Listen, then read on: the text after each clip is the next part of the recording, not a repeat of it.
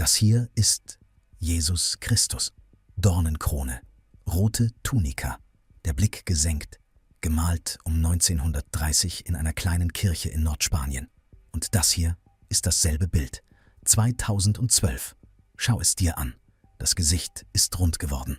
Die Augen starren leer in den Raum. Nase und Mund sind verschmiert zu etwas, das kein Mensch jemals als Gesicht gemalt hätte. Der BBC-Journalist, der als erster darüber schrieb, suchte nach Worten. Er fand eine Bleistiftskizze eines sehr behaarten Affen in einer schlecht sitzenden Tunika. Das Internet nannte es Ecce Mono. Schau den Affen an. Und das ist die Frau, die es gemacht hat.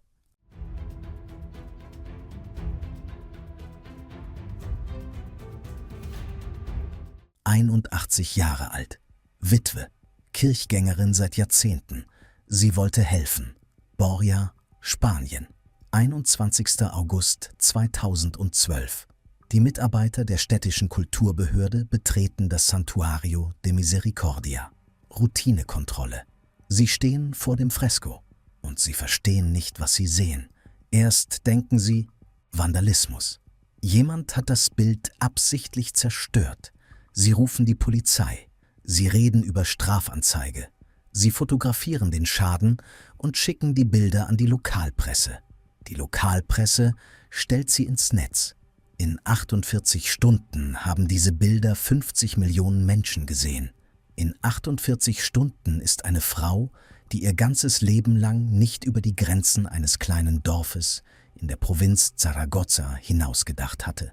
Ein weltweiter Begriff. Aber wer ist Cecilia Giménez? Und was wollte sie wirklich?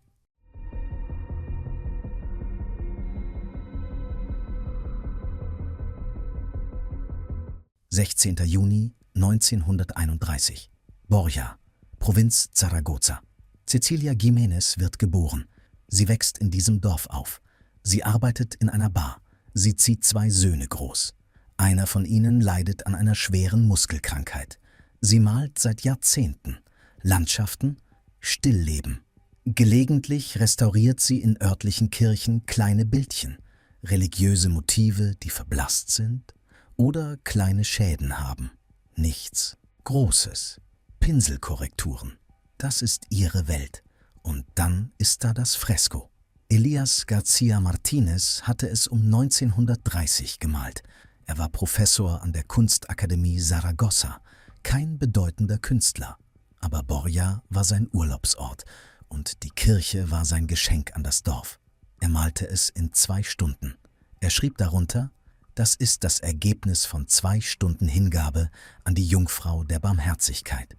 80 Jahre lang hing es dort, unbeachtet, provinziell, ein bisschen verblichen, bis die Feuchtigkeit in den Kirchenwänden die Farbe anfing abzulösen. Das Gesicht Christi begann zu verschwinden. Die Dornenkrone verblasste. Die rote Tunika blätterte ab. Das Bild brauchte Hilfe. Davon war Cecilia Giménez überzeugt. Sie sprach mit dem Pfarrer, Father Florencio Garcés. Er nickte. Sie fing an. Sie arbeitete tagsüber, offen, in der öffentlichen Kirche. Niemand hat protestiert. Niemand hat sie gestoppt. Als sie fertig war, oder fast fertig, wie sie sagen würde, fuhr sie in den Urlaub. 2 Wochen. Sie wollte danach noch einmal Hand anlegen. Sie kam nie dazu. Schau dir jetzt die Bilder nebeneinander an.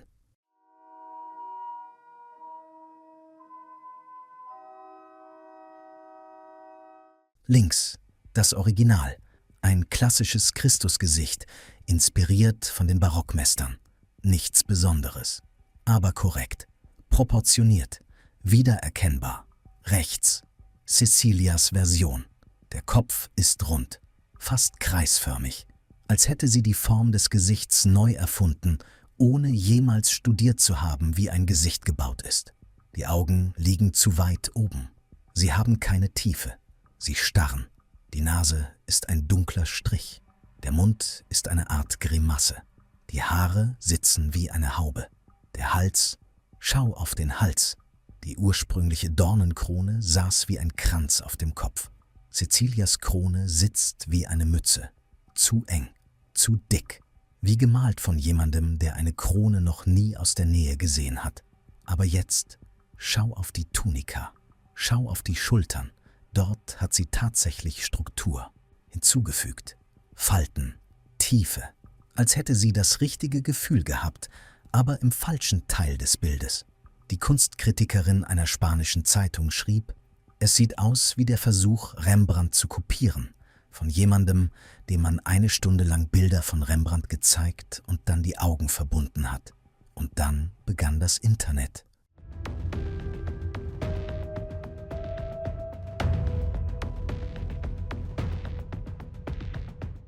Erst Reddit, dann Twitter, dann die Nachrichtenagenturen.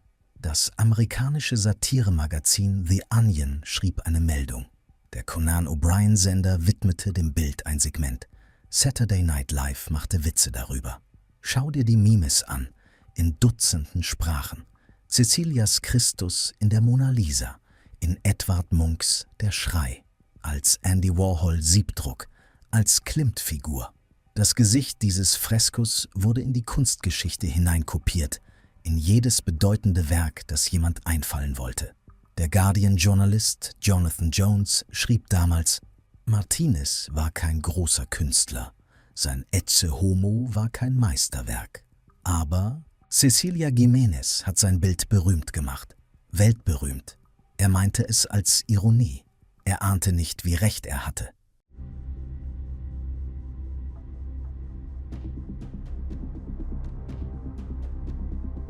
Inzwischen Bürgermeister, Kulturbehörde, Kirchenleitung, alle versammeln sich und debattieren. Soll man es wieder übermalen? Soll man Cecilia anklagen?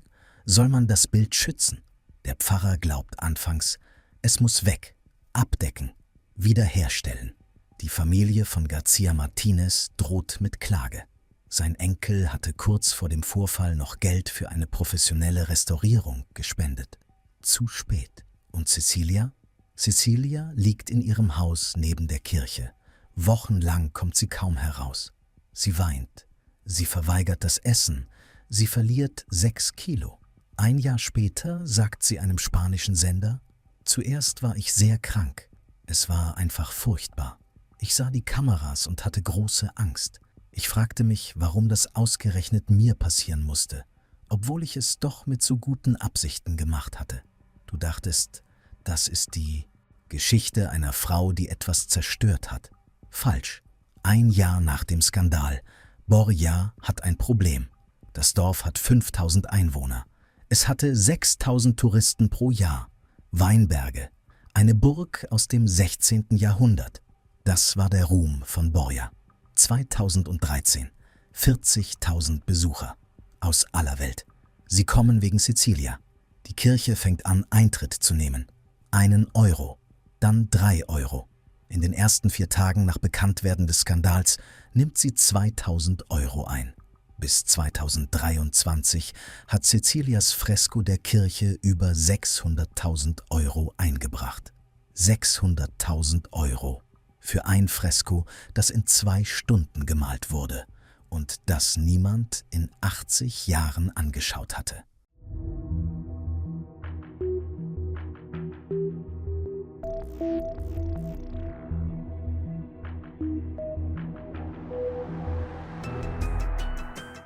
Borja druckt das Bild auf die Weinetiketten, auf Lotteriescheine, auf T-Shirts, Tassen, Teddybären, Mauspads. Ein irisches Billigflieger bietet Sonderflüge zum nächstgelegenen spanischen Flughafen an. Komm, schau dir das Fresko an. Eine Komicopa wird produziert. Monkey Christ. Premiere 1900. Nein, 2023. Las Vegas. Die Kirche verhandelt mit Cecilia.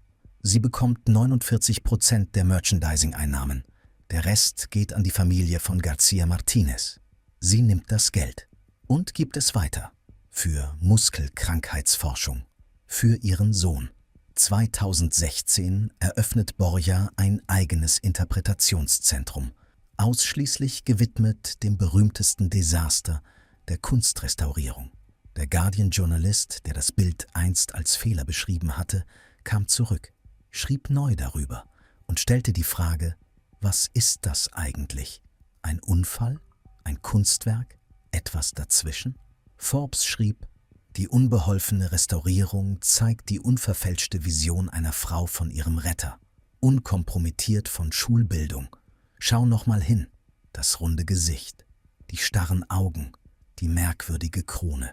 Cecilia Giménez hat dieses Fresko gemalt, wie sie Gott gesehen hat, nicht wie ein Akademiker, nicht wie jemand, der gelernt hat, was man sehen soll, so wie ein altes Leben in Glauben ein Gesicht sieht, das man sein ganzes Leben angebetet hat.